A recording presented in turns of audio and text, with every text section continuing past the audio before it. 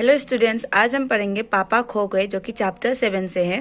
ठीक है, तो इस पर क्या है, एक नाटक दर्शाया गया है। नाटक में एक बच्चे के बारे में बताया गया है, मतलब एक बच्चा खो जाता है नाटक में। ये पूरा दृश्य है, ठीक है, ये नाटक है, लेकिन नाटक में भी एक कहानी होती है ना, तो वही कहानी को यहाँ बताया गया है कि उस नाटक में कौन सी कहानी छिपी हुई थी। तो कहानी में ये था कि एक बच्चा है, ठीक है, एक बच्चा है जिसे एक चोर, मतलब जो एक क्या बोले, किडनैपर, यस, किडनैपर उस बच्चे को उसके घर से चुरा ले आया था। लेके आकर क्या है, वो इस मतलब एक सुनसान माहौल पर उसे मतलब छोड़ के वो कुछ ढूंढने चला गया। तो उस बीच क्या है, उस एरिया का जो जो मतलब एक पोस्ट ऑफिस का जो बॉक्स होता है ना, पोस्ट बॉक्स होता है, उसका बाद ट्री होता है, मतलब जो गच्ची है, एक कौवा है, एक नाचने वाली लड़की है एक तस्वीर पर, एक खंबा है लाइट वाला। तो ये सारी जो ये क्या है, चित्र के पार्ट है, ठीक है, इस नाटक के पार्ट है। तो इन्हीं के बारे में हम जानेंगे धीरे धीरे। तो आइए हम कहानी स्टार्ट करेंगे और बारीकी से इसे समझते हैं कि किस प्रकार से ये नाटक को लिखा गया है और कैसे कैसे नाटक पे बात कर रहे हैं। तो सर कहानी शुरू पत्र में क्या है, मतलब इसके पात्र, ठीक है, यहाँ पर जैसे कि हम लोग एक मूवी बनाते हैं तो मूवी में भी एक हीरोइन होती है, एक हीरो होता है, एक दुश्मन होता है ना, एक गुंडा होता है, एक पापा होता है, मम्मी होता है, हर किसी का एक कैरेक्टर होता है। तो कैरेक्टर को बोलते हैं हिंदी में पात्र, ठीक है। तो पात्र में कौन कौन से है जिसका डायलॉग है या फिर कुछ ऐसा, ठीक है। तो बिजली का खंबा है पात्र का हिस्सा, बिजली का खंबा है, पेड़ है, लेटर बॉक्स है, कौवा है, नाचने वाली लड़की, फिर आदमी है एक, ठीक है। तो ये सारे क्या है, पात्र। अब हम पढ़ेंगे। तो यहाँ पर कहानी शुरू हो जाती है। सड़क, रात का समय, समुद्र के सामने फुटपाथ, वहीं पर एक बिजली का खंबा, एक पेड़, एक लेटर बॉक्स और दूसरी ओर धीमे प्रकाश में एक सिनेमा का पोस्टर। पोस्टर पर नाचने की भागिमा में एक औरत की आकृति, समुद्र से सनसनाती हवा का बहाव, दूर कहीं कुत्ता के भौंकने की आवाज। तो ये एक माहौल क्रिएट कर ले, जैसे एक मतलब जगह ना, एक लोकेशन क्रिएट कर लिया है कि जहां पर ये कहानी नाटक होने वाला है। तो वहां पर कौन कौन सी चीजें, एक रात थी है ना, एक अंधेरी रात, जहां जो कि समुद्र के सामने फुटपाथ पर, वहीं पर एक क्या है, बिजली का खंबा है, एक पेड़ है, एक लेटर बॉक्स है, दूसरी ओर धीमी प्रकाश में एक सिनेमा का पोस्टर है।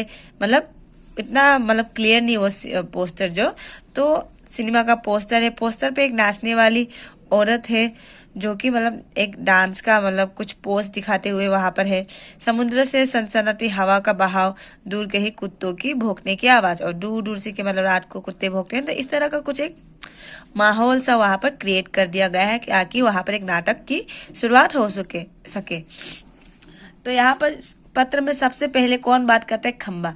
खंबा यानी जो कि लाइट, जो बिजली वाला है ना, यहाँ पर चित्र पर ये जो खंबा है, ठीक है। तो खंबा बात करते हैं सबसे पहले। जमाई रोकते हुए, राम राम राम, रात बहुत हो गई।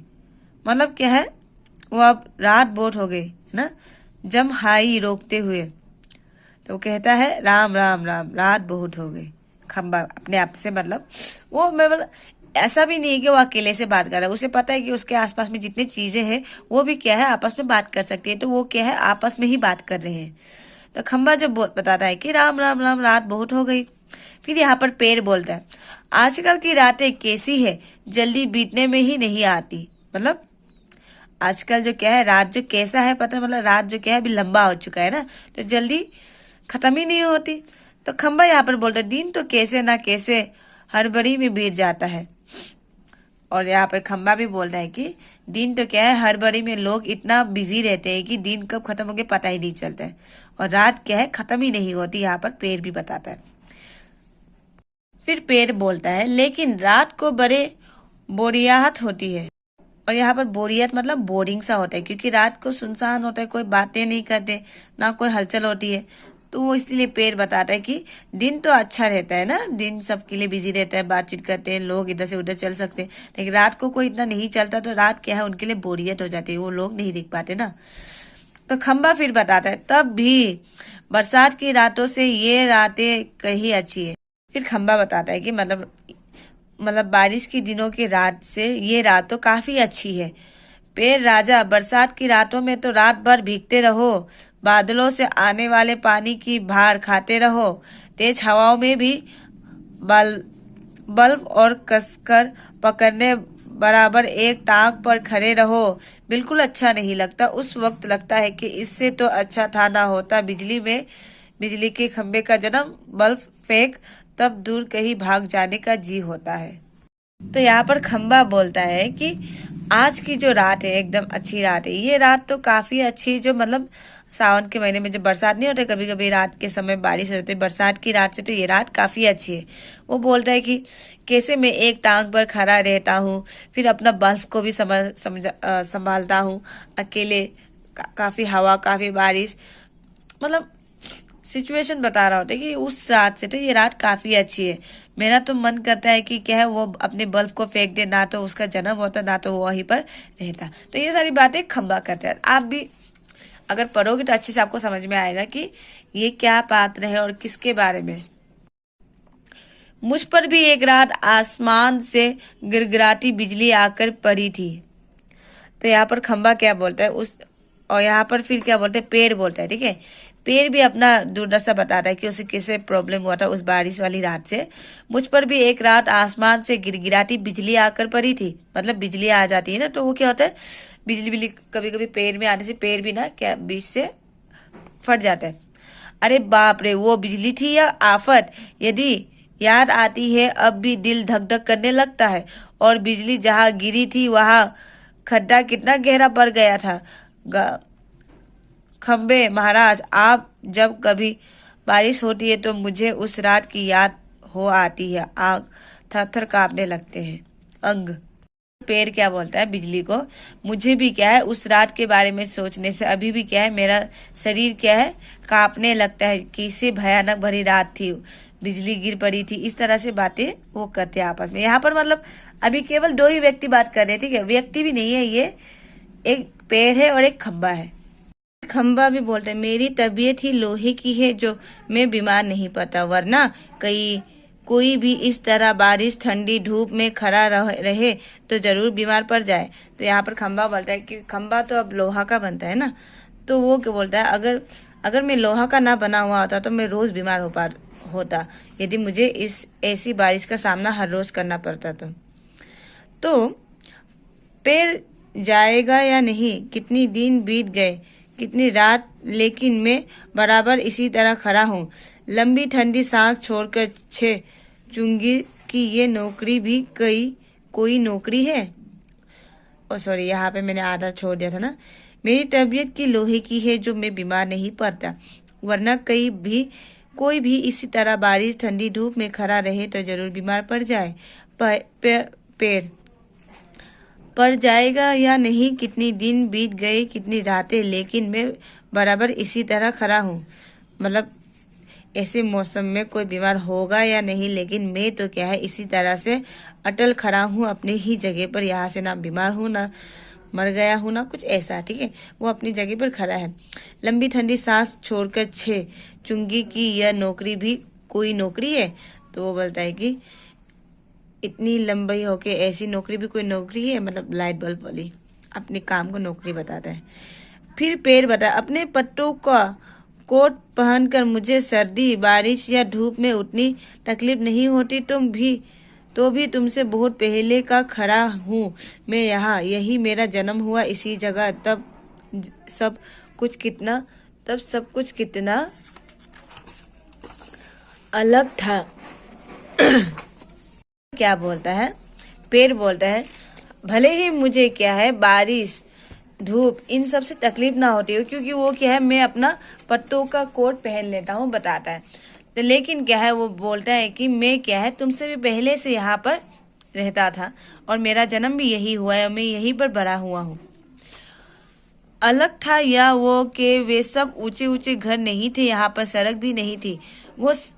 वो अब बताता है कि उस समय इस जगह का वातावरण कैसा था। वो बताता है कि ये पूरा अलग हो गया है अभी। उस समय ऊंची ऊंची घर नहीं थे, सड़क नहीं थी, सिनेमा का बड़ा पोस्टर नहीं था, नाचने वाली औरत भी तब नहीं थी। सिर्फ सामने यह था, बहुत अकेलापन महसूस होता था। मतलब वो केवल अकेला था उस समय।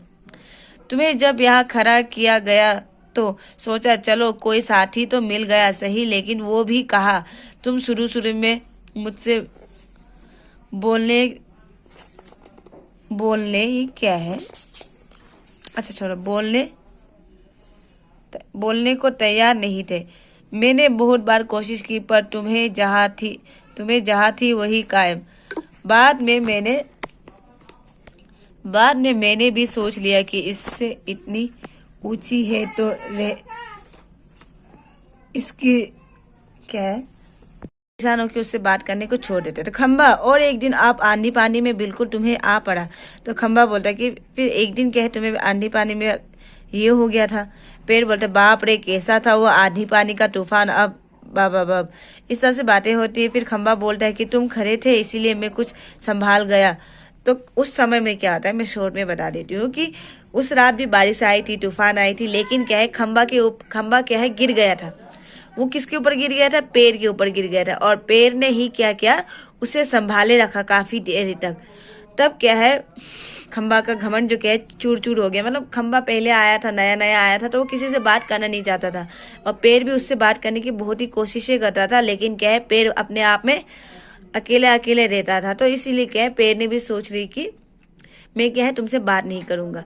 तो उस समय में ऐसा सिचुएशन क्रिएट हुआ कि उस रात खंबा जो क्या है हवा की वजह से पेड़ के ऊपर गिर गया, लेकिन पेड़ को इतना चोट आने के बावजूद भी उसने क्या है उस खंबे को थामे रखा। तो इससे क्या है खंबे का घमंड जो चूर हो गया, और उसने अपने आप से उससे बात करने की शुरुआत की। तब से क्या है उन दोनों की दोस्ती हो गई। ठीक है, तो ये उनका पात्र, इतना ही बातचीत है उनका। फिर अभी बीच में आता कौआ। पेड़ के पीछे से झक कर काव काव कौन है जो रात इतनी मीठी आवाज लगाकर मेरी नींद खराब करता है, चैन नहीं इन्हें। तो कौआ क्या बोलता है, कौवा बोलता है, कौवा सो रहा होता है उस पेड़ पर। ठीक है, तो इन दोनों की बातों की आवाज से कौवा अब जाग जाता है। कौवा अब जग जाता है, बोलता है कि इतना बेसुरा आवाज कौन है जो मुझे मेरी नींद जगा दिया। फिर अभी उसके बाद यहाँ पर लेटर बॉक्स की बात आ जाती है। तो अभी लेटर बॉक्स भी बात करने लगता है। हो मीठी आवाज में नहीं गाए तो क्या इस, शायद लेटर बॉक्स गाना गा रहा था। ठीक है, हूँ मीठी आवाज में नहीं गाए तो क्या इस कोई कौवे जैसी कर्कश काव काव करे, कहता है जर भर भी चैन नहीं। पेट में हाथ डालकर एक पत्र निकालता है, धीरे से जीभ को लगाकर खोलता है, उसमें कागज निकालकर रोशनी में पड़ने लगता है। तो लेटर बॉक्स क्या करता है, गुनगुना रहा होता है, तो उसी के गुनगुनाने की आवाज से पीछे से जो कौवा है वो जाग जाता है और बोलता है कि कौन इतनी बेसुरी आवाज में गाना गा रहा है। तो लेटर बॉक्स उसे जवाब देता है, पलट के बोलता है कि क्या सुरीले आवाज में गाना ना गाए कि तो क्या तुम्हारी तरह कौवा जैसे आवाज में काव काव करे। तो इस बीच में लेटर बॉक्स क्या करता है, अपने पेट से एक लेटर निकाल के रोशनी के सामने आकर एक लेटर पढ़ने लगता है। उस लेटर पे क्या लिखा हुआ होता है, वो बोलता है ये किसका चिट्ठी आकर पड़ी है, हेड मास्टर ठीक क्या कहता है श्रीमान श्रीयुक्त गेवन राव जी की आपका लड़का परिचित पढ़ाई में काफी कमजोर है, कॉलेज में उसका ध्यान पढ़ाई में बिल्कुल नहीं रहता, इसके वजह उसके क्लास से गायब रहकर बैठने खेलना ज्यादा अच्छा लगता है, आप एक बार खुद आकर मुझसे मिलिए। परिचित के पापा हेडमास्टर से मिले भी नहीं लेंगे तो क्या हो जाएगा, स्कूल में बच्चे पढ़े नहीं, क्लास से गायब रहकर बैठे खेलते रहे, इसका क्या मतलब। फिर इसके पेश क्या एक लेटर है, इसके बारे में कल आपको मैं समझाऊंगी। आज के लिए इतना ही, क्योंकि ये क्या है, तो लेटर बॉक्स के पेट में जितना भी लेटर आता था वो खुद से अपने आप से उसे बहुत अच्छा लगता था, क्योंकि वो पढ़ा लिखा था एक ही लेटर बॉक्स, तो वो अपने पेट से चिट्ठियां निकाल के दूसरों की चिट्ठियों को पढ़ के फिर से दोबारा से पेट में रख देता था। तो उसी में वो कभी कभी चर्चा करता था। तो लेटर बॉक्स यहाँ पर काफी कूल दिखाता है अपने आप को। ठीक है, तो बाकी हम पढ़ेंगे और भी इसमें कैरेक्टर है उसके बारे में धीरे धीरे जानेंगे। तो आज के लिए इतना ही, वीडियो को ज्यादा लंबा नहीं करते हुए मैं इतने में छोड़ रही हूँ आज के लिए। तो आप एक बार इससे रीडिंग कीजिए तो आपको भी अच्छे से समझ में आएगा, क्योंकि मेरे इसमें कुछ आ रहा दिखाई नहीं दे रहा। तो आप भी एक बार रीडिंग करो, ठीक है। तो बाद में पूरा जब लेसन कंप्लीट कर लेंगे तब हम इसमें समरी में थोड़ा और एक बार एक्सप्लेन कर दूंगी मैं आपको। Thank you.